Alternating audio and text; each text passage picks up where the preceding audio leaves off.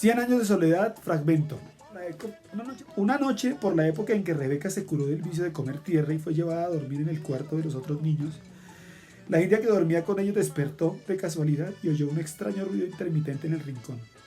Se incorporó alarmada creyendo que había entrado un animal en el cuarto y entonces vio a Rebeca en el mecedor chupándose el dedo y con los ojos alumbrados como los de un gato en la oscuridad.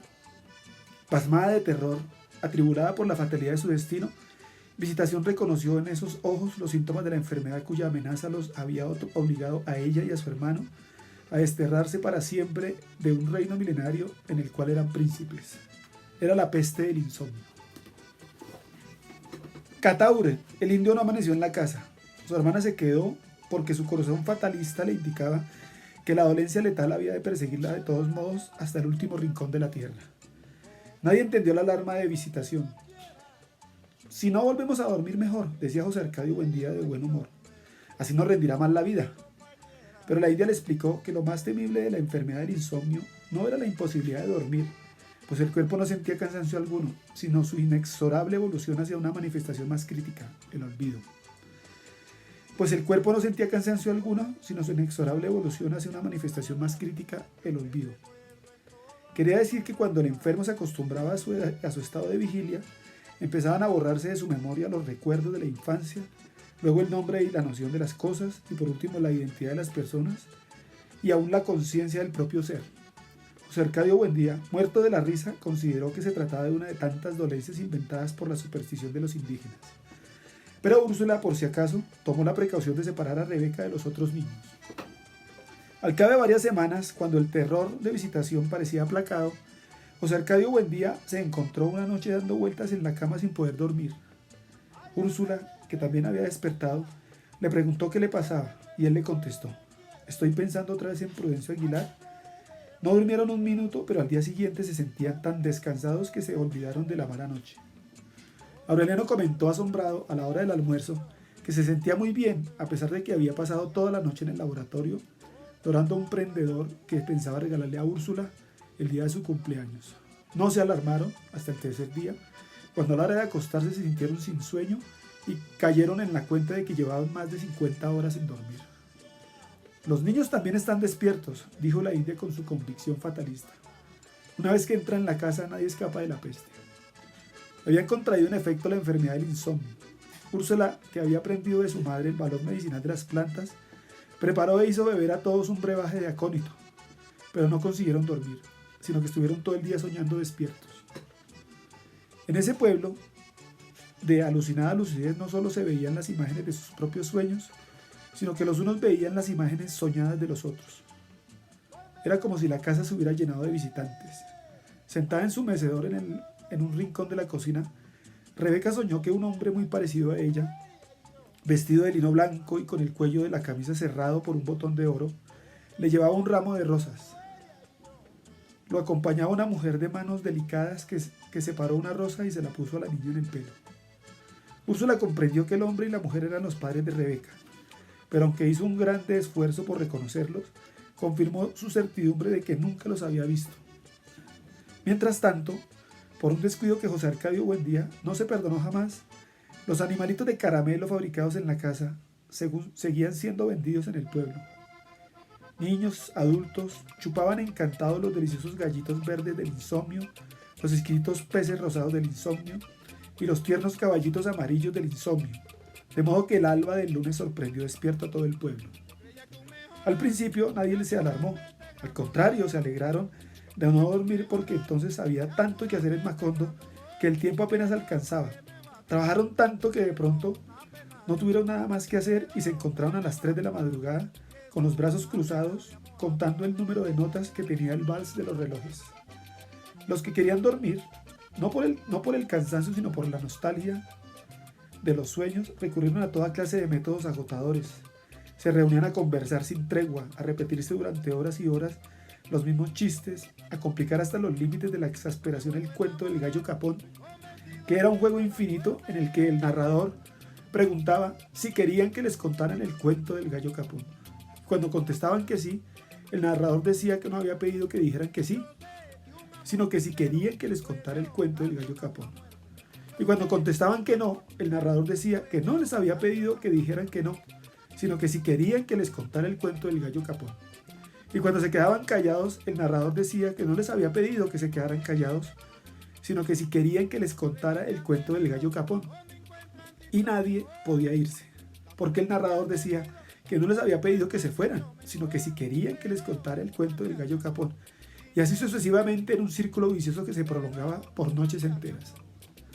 Cuando José Arcadio Buendía se dio cuenta de que la peste había invadido el pueblo, reunió a los jefes de las familias para explicarles lo que sabía sobre la enfermedad del insomnio y se acordaron medidas para impedir que el flagelo se propagara a otras poblaciones de la ciénaga. Fue así como se quitaron a los chivos las campanitas que los árabes cambiaban por guacamayas y se pusieron a la entrada del pueblo a disposición de quienes desatendían los consejos y súplicas de los centinelas e insistían en visitar la población. Todos los forasteros que por aquel tiempo recorrían las calles de Macondo tenían que hacer sonar sus campanitas para que los enfermos supieran que estaba sano. No se les permitía comer ni beber nada durante su estancia, pues no había duda de que la enfermedad solo se transmitía por la boca. Y todas las cosas de comer y de beber estaban contaminadas de insomnio. En esa forma se mantuvo la peste circunscrita al perímetro de la población. Tan eficaz fue la cuarentena que llegó el día en que la situación de emergencia se tuvo como cosa natural y se organizó la vida, de tal modo que el trabajo recobró su ritmo y nadie volvió a preocuparse por la inútil costumbre de dormir. Fue Aureliano quien consiguió la fórmula que había de defenderlo durante varios meses de las evasiones de la memoria. La descubrió por casualidad. Insomne, experto por haber sido uno de los primeros, había aprendido a la perfección el arte de la platería. Un día estaba buscando el pequeño yunque que utilizaba para laminar los metales y no recordó su nombre. Su padre se lo dijo: ¡Tas! Aureliano escribió el nombre en un papel que pegó con goma en la base del yunquecito. ¡Tas! Así estuvo seguro de no olvidarlo en el futuro. No se le ocurrió que fuera aquella la primera manifestación del olvido, porque el objeto tenía un nombre difícil de recordar. Pocos días después descubrió que tenía dificultades para recordar casi todas las cosas del laboratorio. Entonces las marcó con el nombre respectivo, de modo que le bastaba con él la inscripción para identificarlas. Cuando su padre le comunicó su alarma por haber olvidado hasta los hechos más impresionantes de su niñez, Aureliano le explicó su método, y José Arcadio Buendía lo puso en práctica, en toda la casa, y más tarde lo impuso en todo el pueblo. Con su isotopo entintado, marcó cada cosa con su nombre: mesa, silla, reloj, puerta, pared, cama, cacerola. Fue al corral y marcó los animales y las plantas: vaca, chivo, puerco, gallina, yuca, malanga, guineo. Poco a poco, estudiando las infinitas posibilidades del olvido, se dio cuenta de que podía llegar un día en que se reconocieran las cosas por sus inscripciones, pero no se recordaría o no se recordara su utilidad. Entonces fue más explícito. El letrero que colgó en la cerviz de la vaca era una muestra ejemplar de la forma en que los habitantes de Macondo estaban dispuestos a luchar contra el olvido.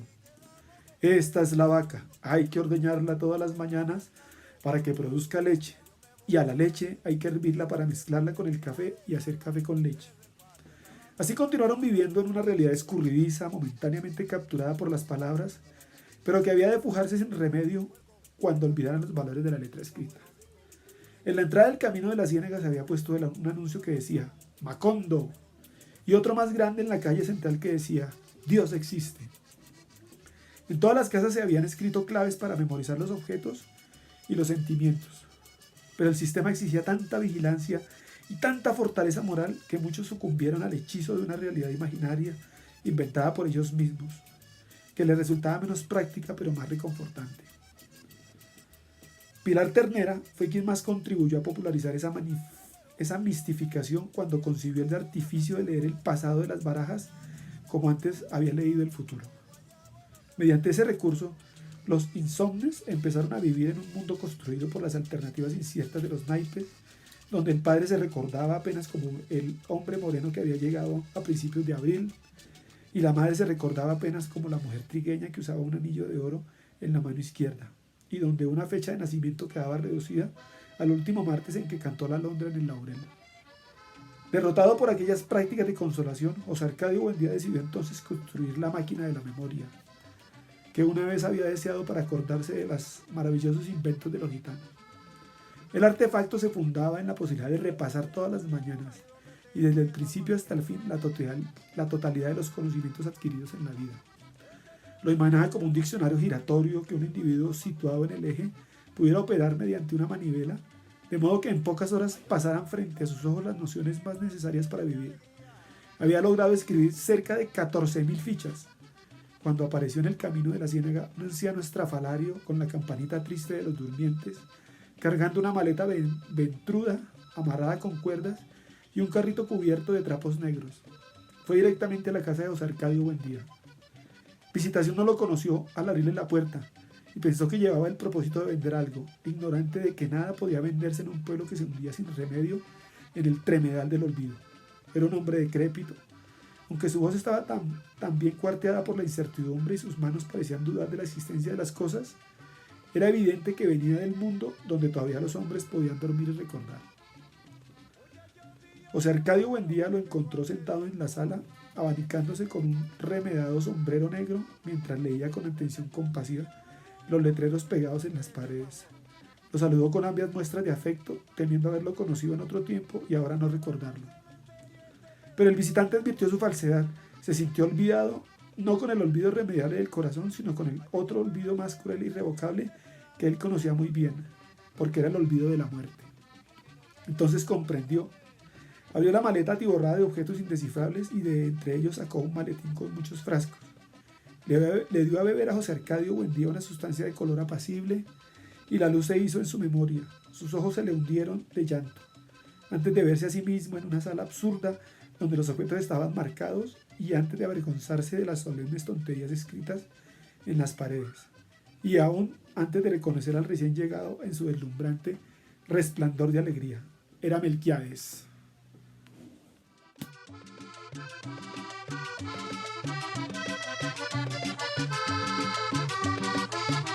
Esto dicen mis amigos que esto es una vanidad.